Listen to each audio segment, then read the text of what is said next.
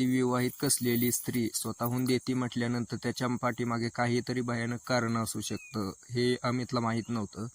तर अमितला वाटलं की स्वतःहून देती म्हटल्यावर तोही घ्यायला तयार झाला, घेतलं त्यानं. पण जी घटना पुढे घडलेली आहे एकदम भयानक अशी घटना आहे मित्रांनो. तर तुम्हाला मी या व्हिडिओमध्ये सांगणारच आहे. तर व्हिडिओला लाईक करा, शेअर करा आणि चॅनल सबस्क्राईब करा.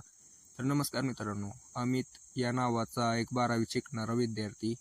त्याचं रुटीन असं होतं की सकाळी आपलं लवकर उठणे, व्यायाम करणे, शाळेला जाणे. व्यायाम करत असल्यामुळं त्याचे शरीर एकदम पिळदार बनलेलं होतं आणि दिसायलाही गोराबांड असल्यामुळं त्याच्याकडं पोरीही वर्गातल्या बघत होत्या. पण कसं असतं की त्या वयात पोरांना की आपल्याला एक मिळावं काय झालेलं असतं की अश्लील व्हिडिओ बघून बघून बघून बघून ती मनात एक क्युरिओसिटी बनलेली असते की कसं होईल, कसं असेल, कसं असतं, काय असतं, हे मनात पोरांच्या भरलेलं असतं. अश्लील व्हिडिओनं पूर्ण बरबाद केलेली आहे पिढी, तरुण पिढी.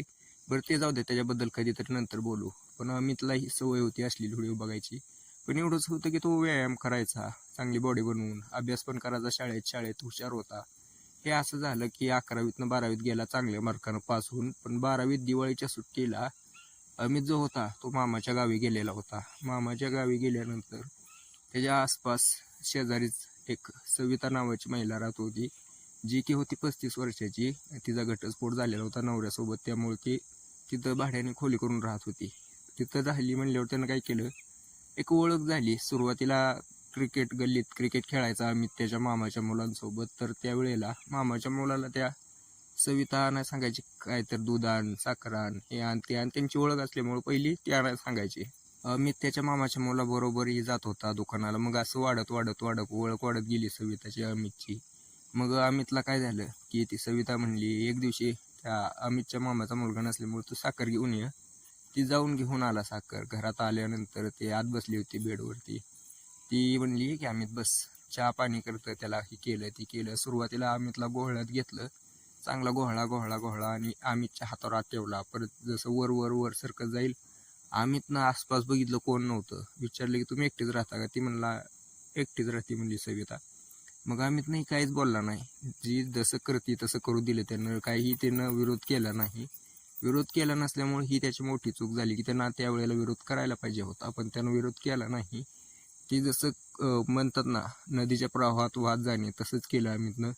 त्यावेळेला तर वाहत गेला, वाहायला पाणी पण निघलं, सगळं झालं. सुरुवातीला पहिला तर खेळ झाला.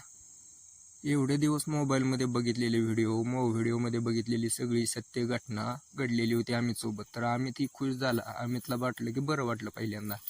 तो बरं वाटलं. त्याच्यानंतर तुम्हाला सांगल्यानंतर मित्रांनो, एक 10 दिवस गेले, 15 दिवस गेले. अमितची दिवाळीची सुट्टी संपली. अमितला घरी जायचं होतं. आता काय करायचं? तर अमित म्हणला मी जाणार नाही. सविता म्हणली तू काय कर, इथंच ॲडमिशन घे आणि इथंच आपण दोघं दररोज मजा करू. अमितनं घरच्यांना सांगितलं. ठीक आहे. घरचे म्हणले मामाजी इथं शिकतो म्हणल्यानंतर काय अडचण आहे, मामा जाणं शेवटी. अमितनं निम्म्यातून ॲडमिशन तिथं घेतल्यानंतर शाळेला गेला. कॉलेज चालू झालं आणि ह्यांचं दररोजचं तर चालूच होतं. पण जी काही घटना घडणार होती पुढे, त्याचा अमितला थोडासाही अंदाज नव्हता.